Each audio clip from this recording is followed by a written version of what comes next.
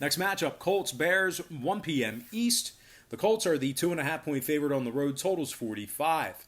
And if you like the Bears in an outright win at home here, they're plus $1.20 to win this one straight up. And despite going 3-0 thus far on the season, how many times can the Bears pull the rabbit out of the hat this season? Really improbable victories.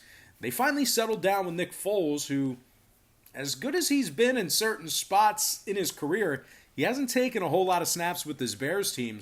The Bears rank in the bottom 10 in yards per play offensively, while defensively they also rank in the top half of the league in most pass yards allowed per game. The Chicago defense is also giving up nearly 120 yards on the ground per game as well. They gave up 26 to the Falcons and 23 to the Lions. Tarek Cohen's out for the season. Jenkins is on the IR with a hand injury. Chicago's in the top 10 in most third quarter points allowed. They are taking on a Colts squad who, don't sleep on them, they're 2-0 against the number in their past couple of games. They easily covered the point spread against the Jets and the Vikings, respectively.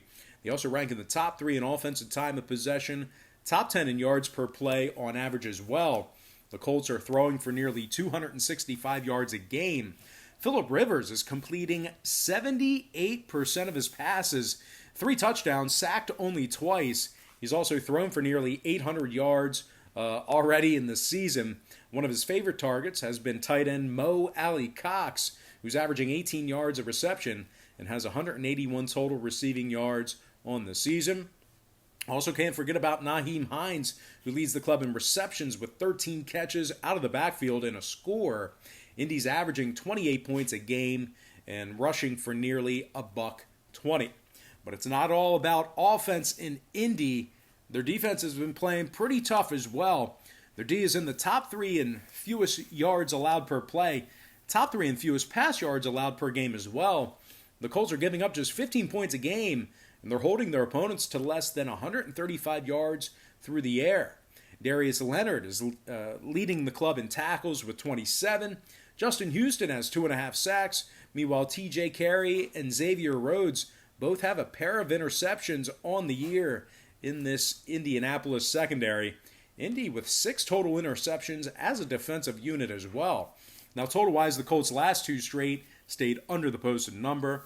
They rank in the top 3 in fewest third-quarter points allowed. Meanwhile, on the other side of things, we're looking at a Chicago Bears team who ranks in the top 10 in fewest points allowed per game themselves.